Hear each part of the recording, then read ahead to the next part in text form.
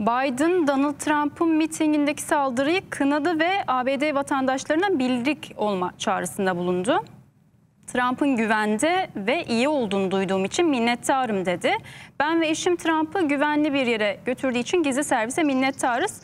Bunu kınamak için ulus olarak birlik olmalıyız açıklamasında bulundu. Devam edebiliriz. Teşekkürler Ezgi. Aslında Biden kurşunun çıktığı andan itibaren Beyaz Saray bilgilendirdi. ABD Başkanı Joe Biden'ın kurmayları da yakından takip ediyordu ve Biden bir briefing verildi, bilgilendirildi. Bir açıklamada bekleniyordu. Çünkü bu açıklamayı bir an önce Amerikan kamuoyu yapılması gerektiğine inanıyordu. Ve o açıklama dakikalar sonrasında saldırının gerçekleşmesinden Joe Biden'a geldi. Gizli servis açıklaması var. Gizli servis önemli. Televizyonu yeni açan izleyiciler ya da bilmeyen izleyicilere aktaralım. ABD'de başkanları koruyan özel bir bölüm var. Secret Service, yani gizli servis. Nereye giderlerse gidersin. Yurt dışına da ABD içinde de hem eyalet polisi hem yerel polis koruyor. Ama aynı zamanda ABD başkanını an ve an gölge gibi eşini de başkan yardımcısını da takip ediyor. Bununla da ilgili ABD Başkanı Joe Biden bir teşekkür mesajı yayınladı ve Trump'ın durumunun iyi olduğu için bununla ilgili açıklama yaptı. Biz de gelişmeleri aktarmaya çalışıyoruz. Haber Global farkıyla takip etmeye çalışıyoruz. Joe Biden dakikalar öncesinde bir açıklama yaptı ve açıklamada Donald Trump'ın durumunun iyi olduğuna sevindim. Gizli servise de teşekkür ediyorum. Gizli servis kendisini güvenli bir yere almıştır. Pennsylvania'da mitinginde meydana gelen silahlı saldırıda saldırgan ve bir Trump taraftarı, bir seyirci hayatını kaybetti. Trump'ın şu ana kadar yapılan açıklamada durumunun iyi olduğu açıklandı.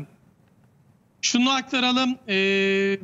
Kimileri de Amerikan medyasına katılımcılar konuşuyor ve olayın şahitleri an ve an kişiyi kimileri gördüğünü, hatta silahı da duyduğunu, 7-8 el silah sesi geldiğini... Ayrı bir öneme sahip elbette ki. Bir yandan da olay sırasında, olay anında yaralananlar olduğuna dair de gelen haberler var. Henüz teyitli değil ama onları da bir yandan takip etmeye devam ediyor olacağım. Ezgi, ben kısa bir süreliğine sözü sana bırakayım. Bir yandan da o yeni gelişmelere bakayım. Yine sana aktarıyor olacağım. Biden'ın akıl sağlığının başkan olmaya elverişli olmadığı söyleniliyordu. Demokratlara destek veren basında bunu dillendirdi haliyle. Birazdan Eda'ya tekrar soracağız tabii. Bu suikast girişiminin demokratlara maliyeti ne olur? Trump anketlerde farkı daha da açar mı? Tabii bilinmez bunlar. Trump'ın mitinginde ateş açıldı sevgili seyirciler. Tekrar yenileyelim. Başkan adayı Donald Trump'ın Pennsylvania eyaletinde mitingi sırasında ateş açıldı. Trump gizli servis ajanları ve polis tarafından uzaklaştırıldı. Trump'ın araca binerken yumruğunu havaya kaldırdığı görüldü. Pennsylvania eyaletindeki mitingi sırasında kürsüde konuşma yapan başkan adayı Donald Trump silah sesleriyle yere düştü. Ardından korumaları Trump'ın etrafını sararak güvenlik çemberi oluşturdu. Korumalarının omzuna tutunarak aracına binen Trump yumruğunu havaya kaldırdı. Mitingini takip etmeye gelenlere iyiyim mesajı verdi. Trump'ın yaralanıp yaralanmadığı hakkında bilgiye sahibiz şu anda. Kulağı yaralanmış. Şimdi Eda'ya tekrar dönelim.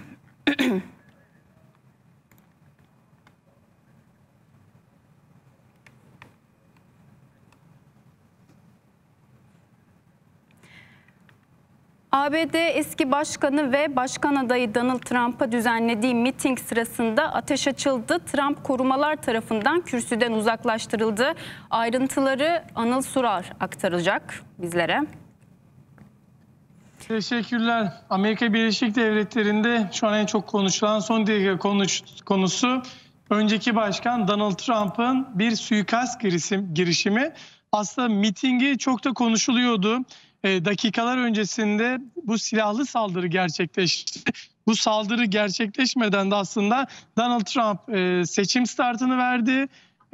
Biliyorsunuz adaylığı resmen açıklanacaktı. Bu ilk mitingi olarak görülüyordu. Pensilvanya ABD'de önemli bir eyalet. Çünkü demokrat ve cumhuriyetçi her an değişebilir. Amerika'da bildiğiniz gibi eyaletlerde çok önemli. Hangi parti kazanırsa o başkanlıkta yüzdeden çok önemli bir adımı oluyordu. Bundan dolayı Donald Trump Pensilvanya eyaletinden seçim startını vermek istedi. Bakın size önemi gösteriyorum. O yüzden Pensilvanya'da başlıyorum açıklamasını yapmıştı. Fakat dakikalar öncesinde Donald Trump'a silahlı saldırı düzenlendi. Görüntüler ekrana geliyor. Donald Trump aslında bir konuşma yapıyordu. Miting sırasında kürsüde konuşma gerçekleştirirken Donald Trump'a 7-8 el bir silahla ateş açıldı. Henüz belirlenmedi nasıl bir silahla ya da tüfekle mi olduğu. Fakat Donald Trump'ın elini arkaya götürdüğü görüntülerde de kulağından kanlar geldiği açıkça görüntülerde ortaya serildi ve hemen gizli servis ajanları Donald Trump'ı korumaya aldı, müdahale etti. Donald Trump bu müdahaleden ortamdan hemen ayrılmak istemedi. Ayakkabısı ayağından çıkmıştı. Ayakkabım dedi. Ardından da kürsüde elini yukarıya kaldırarak bu seçimlerle ilgili hemen kısaca bir açıklama yaptı. Ardından yani burada şunu görüyoruz. Amerikan medyasını da bir yandan takip ediyoruz. Donald Trump vurulmasına rağmen, kanlar gelmesine rağmen oradaki destekçilerine siz merak etmeyin, hafifçe yaralandım. Yani ben yaralansam da bu seçimi sonuna kadar sürdüreceğim mesajını verdi. Çok kısa konuştu ama önemli olan seçmenini hemen apar topar oradan terk etmedi. Kısaca hemen kürsüye saklandı. Gizli servis elemanları, ABD'de başkanlık yapan kişileri gizli servis elemanları koruyor, onu belirtelim.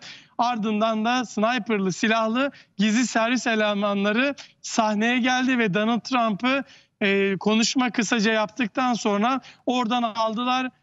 Aslında bu dediğim gibi çok konuşuluyordu. Donald Trump'ın ilk mitingi, Donald Trump'ın davaları da konuşuluyordu. Ama şu an Amerikan kamuoyuna, medyasına, sosyal medyasına baktığımızda kimileri bu Trump'a önemli bir ölçüde oyunu arttırdığını söylüyor. Çünkü 6 Ocak'ı hatırlayalım. 6 Ocak'ta Kongre basınında biliyorsunuz Donald Trump'ın oyu azalmıştı.